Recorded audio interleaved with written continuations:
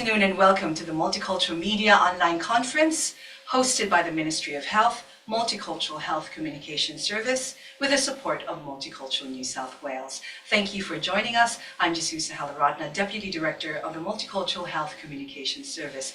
And today we have some very important topics that we're trying to feature. It's about traveling and about the measles topic today. We have Dr. Christine Selvey, Director of Communicable Diseases Branch at the Ministry of Health. Thank you so much, Dr. Selvey, for being here today.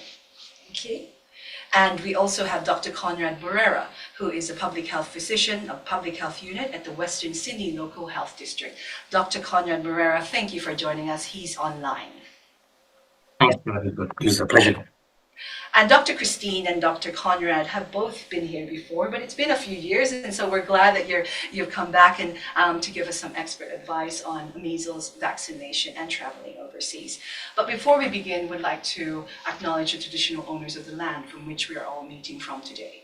We pay respects to elders, past, present, and emerging, and pay respects to Aboriginal colleagues and communities who are maybe joining us today, and we extend that respect to our refugee communities and multicultural communities who are represented in this session. Now, it is important, we've been hearing it on TV, we're hearing it on a lot of the social networks, and I guess given that Easter is coming, which is a big holiday, Dr. Selvey, it's just around the corner, and multicultural communities are probably planning to go overseas, school holidays, going back home to visit their families, to celebrate Easter with friends and family. What do they need to know? What is measles? I mean, I know we hear it. I know it's, as kids we hear, oh, have you had measles? But how important is it for people to understand what measles is about? Sure. So it's great that people can travel overseas, and it's something to really look forward to. But we just need to be aware that there are some countries where we're more likely to be exposed to some infectious diseases more than in Australia. So it's really important that people are then prepared before they travel so that they're not going to get sick from these infectious diseases while they're there, and also they don't bring them back to their other friends and family that's still back in Australia. So measles is a viral disease and it spreads from person to person. It is one of those childhood diseases who, prior to having a vaccine, it was common all over the world, and it would come in epidemics every few years, and virtually every child would be exposed and would get sick from measles. Many children got very, very sick, and many children died every year from measles, even in Australia. So it can be serious, and I think people should take this as a serious matter. Now, where are the outbreaks right now? Yes, so I think we've got a map of the world that's showing the countries in the last 6 months that have had measles reported, and the darker the blue colour, the greater number of measles cases that have been reported from those countries.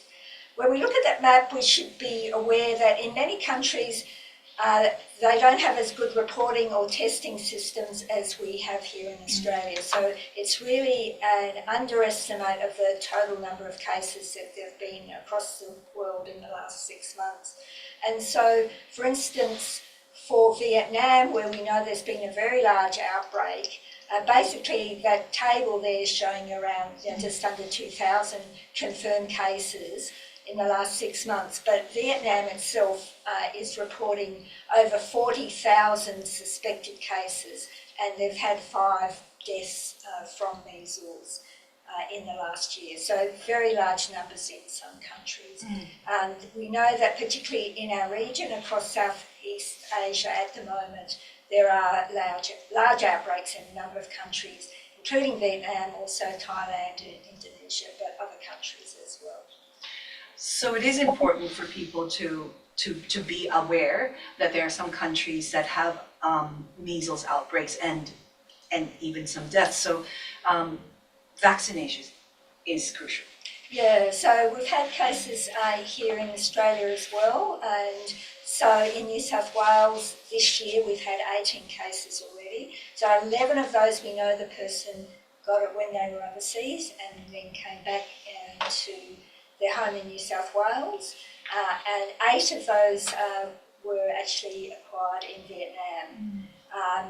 We've then had 6 more people that have got measles from someone who acquired it overseas. And then just today, we've just been notified of one new case, and we're not sure where that person's actually got their measles. So they're not known to have been with anyone that we know have had measles, and they haven't travelled overseas. So that's a bit alarming because they did get it from somebody. So we're currently looking at that. Other states and territories in Australia have also had cases. You can see there, 13 in Victoria, with several also with unknown source, and a large outbreak in WA as well that's involved a couple of prisons and a hospital. So it's starting to be quite worrisome. Yeah, it is. I mean, those numbers are rising.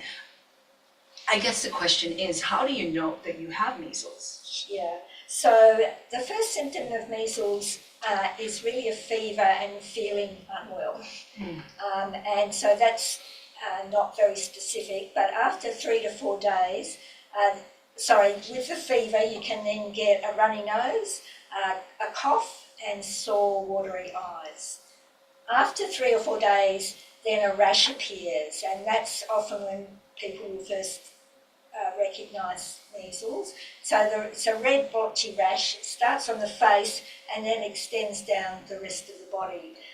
But for people coming back from overseas, it's important that they think about measles when they've still got the fever, the runny nose and the cough and sore eyes, because that's when they're most infectious with measles, and not to wait until the rash appears before people are suspecting measles. Because with those symptoms, it appears it's like a flu. Exactly. It's like any other respiratory illness. And so sometimes people don't think measles. But at the moment, with a lot of measles overseas, people that are returned travellers really should be thinking measles. And it's a good idea to ask your doctor, could this be measles? Yeah. Because a lot of the people are testing. They get the test, which I do. Oh, if I have a runny nose, I go get the test. Is it RSV? Is it COVID? Or is it influenza?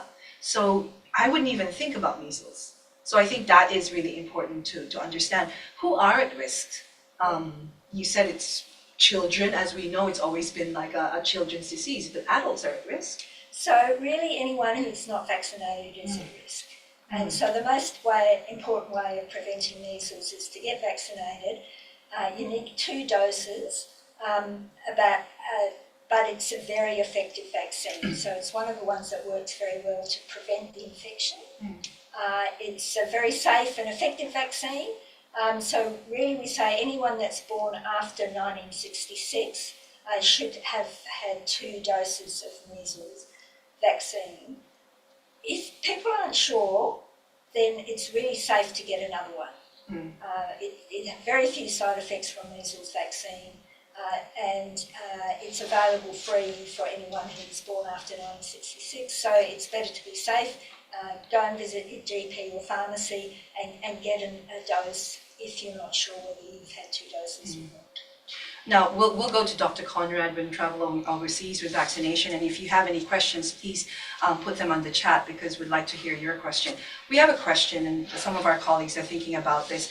If you've come to Australia as an adult and you've been vaccinated overseas and you don't know if you've had measles vaccination. I remember as a child I did get measles.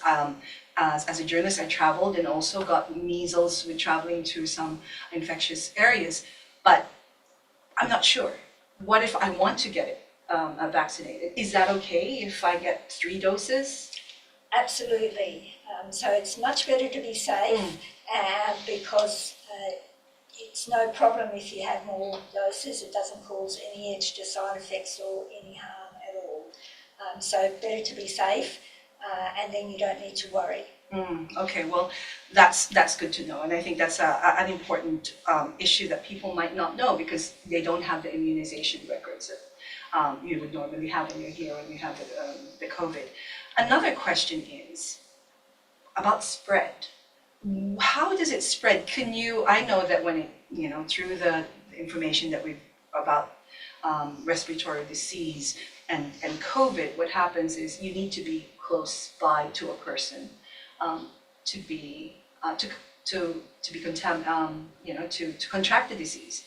Is that the same with measles? Yeah, so measles is probably the most infectious, Wow. most contagious of all the diseases that we know. So it spreads very, very easily, and it's what we call airborne. And it's so infectious that sometimes if a person with measles has been in a room, they leave the room, another person comes in who's not vaccinated, that person can actually get measles from the air in that room, even after the person with measles had left the room. So it's very infectious. Are there cases that have revealed that in the past in some countries here in Australia or overseas? That have acquired it that way, yeah. So certainly years ago when we were looking at a case of measles and spreading, we did actually find that had happened. So we're sure that it was in a doctor's surgery, we're sure that the person with measles had already left the room when the other person came in, yet that second person developed measles. The person who was not vaccinated. That's right. Okay, so you can actually... The doctor and everyone else in the surgery were vaccinated, they were fine. Okay, well, that is really interesting. So you could be in a shopping mall and the person who's left a person who had measles could have left and more people could have entered, and because it's airborne, you can be infected if you don't have Yes, so much more infectious than COVID, where we think that people had to be relatively close to each other. We had all within a metre. Yeah. Well, Dr. Conrad, that is really important in terms of when you do travel overseas and even interstate in airports, that's something that you should worry about vaccination. Is that correct?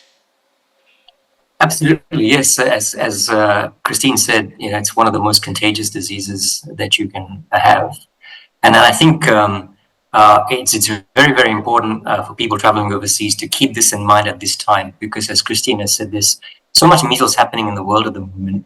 The chance that people who are not immune, who've never had vaccination before, or who have never had measles before, can be exposed in these situations and then pick it up. So I think it's very, very important for people who are traveling overseas to think about what vaccines they may need to protect themselves. And in terms of measles vaccine itself, it's very, very important to speak to your doctor or your pharmacist well in advance of traveling. And remember that this vaccine is free. So there's no cost attached to having the vaccine itself. In terms of vaccination for traveling overseas, Jesusa, as I said, it's important to go in advance. Ideally, we suggest visiting your pharmacist, your doctor, about 6 to 8 weeks before you travel, and that seems like a long time.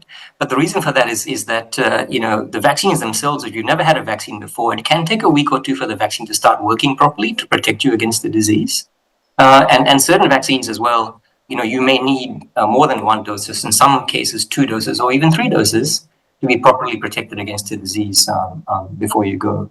So don't just visit them to talk about vaccines, but also talk about some of the other health risks that you might face when you're going overseas. And definitely get vaccinated before you leave Australia, if it's at all possible, within the time frame that you had. Yeah, that really is important, right? Sometimes a lot of travelers go on a whim and be spontaneous and say, hey, I'm going to travel in the next 2 weeks. But if that was the case, that would still be very important to go to the doctor. Absolutely. One thing that, we're talking about vaccines which protect us against infectious diseases. All infectious diseases have what we call an incubation period. So it can take a while before you can develop the disease. And that could be quite short. Influenza can take 1 to 3 days to develop. But other diseases that there are vaccines for people who travel, like hepatitis A, that could take 4 to 6 weeks. So So there's a general principle. It's never too late to get vaccinated. And certainly, even if it's like the week before you travel, there's no harm in getting a vaccine.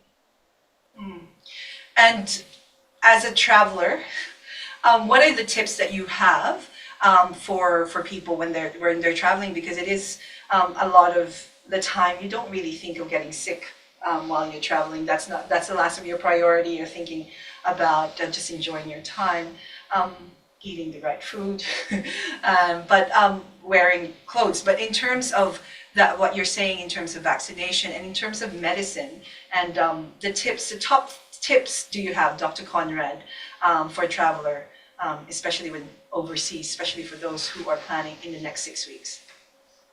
Now, I think, as we alluded to, vaccinations are a big part of it, but not the only part of it. So, I think knowledge is power. So it's very useful, I think, before you travel overseas to get an idea about what the health risks are at the destination or the country to which you're traveling. And you may go to more than one country, so there may be, a number of things that you need to be aware that could happen to you. So I think, firstly, getting some information, about exactly where you're going, and this is available on a number of websites on the internet, but also, through your doctor, your travel clinic, or your pharmacist. So you can have an idea of what the health risks are, and then you know what you need to do and what safe behaviors you need to do to protect yourself so you can stay healthy. The Commonwealth Government has a website called Smart Traveller, and I think we will put a link to that particular website in the chat. And this provides very, very good information, not just about health risks, but about other sort of considerations you have, about local customs and what do you call it, like official requirements for traveling to countries, which are very, very useful knowledge before you travel. As I mentioned, it's important to speak or engage advice if you're going to speak to somebody, because on the internet you can look at information, but it doesn't talk back to you necessarily. It's sometimes useful to be able to speak to somebody, if you have concerns, so they can actually flesh out, your ideas and your concerns and give you answers, about issues. Speak to them, as I said, ideally about 6 to 8 weeks before you go. Be sure to pack enough medication for your trip if you're preparing to go. And of course, if you're taking your medication overseas, check that there's no customs and quarantine requirements of the countries that you're going to. This medication will be accepted. So, for example, certain medications like antipsychotropic medications are not accepted in the UAE, without a letter or without approval. So you need to check those things before you go. As I said, the medications you travel can be your usual medications, but it's also useful to pack medication that you can use to treat minor illness that can happen, when you're overseas, such as stomach upsets, colds and flus, itchy bites. So allergies and so on, just stuff that will stop you having to go and visit a chemist or a pharmacist to find medication when you're there. If you're traveling to a country in which, or an area where there's malaria, which has a specific risk, again, speak to a doctor or a travel clinic before you go to get specific advice about avoiding risk for malaria. Because in situations where the risk may be high, it can be advisable to take medicines to prevent malaria as well as preventing mosquito bite. And this is particularly important. And in New South Wales in particular, we tend to see people who do what we call visiting friends and relatives overseas, where there's a high risk of malaria, to countries, particularly in sub-Saharan Africa, for example, who come back then or with malaria. And this is a group that's at higher risk, and it's very, very important for them to get advice about possibly taking medicine to protect them, but also their children from getting malaria. Many of these people traveling back to the country where they were born will have had malaria before. I've had malaria before as a kid, but it's also important to remember that if you've been away from that country from a long time, the protection you have against malaria actually fades very quickly. So you don't have that when you go back again. Well, that really is important. Like, if you haven't been to that country for a long time, the immunity changes. Yeah, it's. I guess it's not so much that it changes, but it actually disappears because you're not getting exposed to it so your immune system isn't getting boosted by getting exposed to malaria again and again, Jesusa. And so your immune system, unlike, for example, the measles vaccine, which is very effective and your immune system remembers the fact that you've been immunized, for malaria, it actually kind of forgets. And so then if you go back again, your immune system doesn't protect you against infection, and you can get quite sick. I think that's really important information, because most of the time we go, oh, well, I'm going back home, I'm traveling back home, that's okay, I lived there all my life, I'm just as a kid, so I know how my body would respond, but that's not the case, as you're saying. So it is really important to go to the GP, as you said, and really discuss. And also just thinking about what you said, when someone answers you back, a lot of the time when you check online, you go, oh, I'm so fully informed, but sometimes you're missing the information. I can say one thing additional to Jesusa. As you know, we talked about vaccines, and they're very, very important in preventing risk from travel. We often think we're often, I guess, more concerned about things we don't understand. So things which we call exotic and which happen somewhere else, and we're not used or familiar with them. But it's important as well, if we're traveling overseas, to also make sure we're covered against what we call routine vaccinations. So these are the vaccines that are on our standard Australian vaccination schedule, and we have them through life, and they protect us as we move through life. Measles is one of those things now, but other routine vaccines are also vaccines against diseases like diphtheria, tetanus, whooping cough, polio. And some of these diseases are like measles, are again appearing again overseas, and there's a risk that unvaccinated travelers could be exposed. So we've recently had a case of diphtheria in Sydney in an unvaccinated person, and in recent years we've also seen unvaccinated travelers bringing polio back to the UK and the USA from countries they have visited with polio outbreaks. And also, don't forget, flu. Flu occurs in many countries, not just in Australia, and not just in our flu season. And also COVID for older travelers in particular. And also making sure that children, who may have missed any of their usual doses, are up to date before they travel overseas. Well, that really is important for us, and it's good that we're doing this early in April to remind people. Dr. Conrad, in terms of accessing vaccination, could you tell our viewers where we could go? Absolutely. So your family doctor, a travel clinic, or some pharmacists, have been trained and are experts in providing advice and vaccination for travel. They're the places you can go for vaccination. And again, just to reiterate, the earlier you go, the better the protection that you get against vaccinations. Now, I talked about the routine vaccines. Clearly, there are some things that that these people can talk to us about that we don't need protection against in Australia, and they are diseases like hepatitis A, typhoid, rabies, Japanese encephalitis. Now, they're optional, and not everyone will need them, of course, but it's important, I guess, to speak to someone who's an expert in assessing risk, so they can tell you if they think this is relevant for your trip. And some of these vaccines, for example, like hepatitis A, they can provide lifelong protection, against these diseases. So it's worth asking, about them, especially if you'll be making repeated trips to countries where there's a risk. Thank you, Dr. Conrad. And is dengue one of those diseases as well? Dengue is a disease for which there is a vaccine, but it's not readily available in Australia. So, and I'm glad you asked me, Jesusa, because I think mosquito bite prevention is something that our travelers, particularly travelers to tropical parts of the world, need to be aware of. Dengue is the most common mosquito bite illness in the world. It's present in almost every tropical country in the world at some time or another. Recently in our region, we've had outbreaks in Fiji. There've been recent outbreaks in Indonesia. Over the northern hemisphere summer, we've seen people coming back from central and southern India with dengue as well. So, a vaccine is available in the world, but it's not readily available in Australia. So, mosquito bite prevention is very important. And what I mean by that is making sure you carry a mosquito repellent, that you can wear long sleeves and long pants if you are at risk of mosquito bite, using mosquito nets when you sleep at night, or screens. And I think the thing about dengue to remember as well is that this particular mosquito, it likes to live in the city more than in the jungle. So people who contract dengue mainly get it from visiting the city. We think of mosquito diseases like malaria as jungle diseases, but actually dengue is a city disease. And these mosquitoes also bite mainly in the daytime. So we think about mosquitoes in Sydney as being evening, nighttime biting, or maybe sometimes early in the morning. But mosquito bite prevention in countries where there's dengue is very, very important in the daytime as well.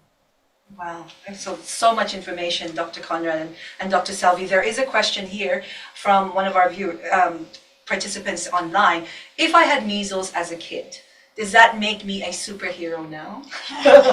Well, let's see about that, Dr. Selvey. Yeah, so like the vaccine, if you've actually had measles, then you're immune for life from it. And that's why we've got this 1966 cutoff for people who need vaccine, because we think that everyone born before 1966 would have had measles themselves as a child.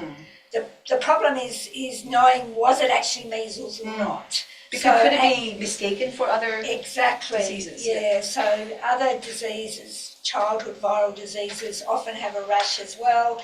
Sometimes it could be a rubella, sometimes other sorts of infections. Chickenpox. Well, chickenpox is a bit different, but still could be confused. So the main thing is knowing for sure that it actually was measles. Yeah. Like I said before, if you're not sure, get a dose of measles. It's very safe, and then there's no concern. Yeah, so the measles vaccine is just really important. And I think that's really a question I have here is, when you do have measles and then you have the rash, a lot of the concerns is if you get it when you're an adult, does the rash, how do you treat it? That's another way. How do you treat it when it's on you now? Yeah, and it's not so much the rash or those other symptoms that are the problem, it's complications. So sometimes people can just get really, really sick from it. It's not uncommon to need to be admitted to hospital. You can get pneumonia, ear infections, and sometimes you can actually get a measles virus infection of the lining of the brain, so encephalitis or from measles. So it's those complications that we're concerned about. There's no specific treatment, there's not any antivirals or anything, so it's really about supportive treatment if someone's admitted to hospital, until waiting for their own system to kick in and then to resolve the infection and to get better. So it is the really important message is to get vaccinated. That's right. So not everyone gets that sick, but a significant number of people can. And especially if someone has their immune system is not as strong as it could be, or they have other chronic health conditions, then it's likely that if they get measles, they'll get sicker than otherwise if they didn't have those conditions. So, Dr. Selvey, when you do get the vaccination, you can get for measles, you can get other vaccines as well. It won't clash, I guess. At the same time, yeah, that's also a really good question. So yes, most other vaccines you can have at the same time. Okay. And so all those things that Dr. Conrad was talking about, it can just be a single visit and get everything at the same time. At one go. And that doesn't affect your body. It doesn't, weaken your immune system or anything. Our immune systems are used to getting exposed to things that they've never seen before every day. So your body will be able to cope with it and to respond with the antibodies that then protect you from the disease. So best protection is vaccination rather than having the disease. And that's scary. That is really scary when you say it's airborne, because you could be very far away from the person and you can have it if you weren't vaccinated. That's exactly right. Well, we've run out of time, but there's lots of information that we've gathered today. If you have any questions, send us an email and we'll try to contact Dr. Selvey and Dr. Conrad and send you an email back. But thank you for joining us. Dr. Selvey, any last words? I think you've summed it up very well. Get vaccinated, and then find out from your doctor, your pharmacist, about what's recommended for you, depending on where you're going. Thank you very much. And Dr. Conrad, thank you for joining us. Any last tips for our multicultural media, our community, and health workers joining online?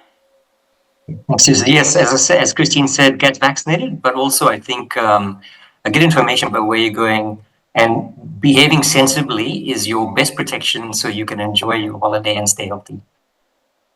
Thank you very much, Dr. Selvey, Dr. Moreira, and like Dr. Conrad said, and Dr. Selvey, knowledge is power.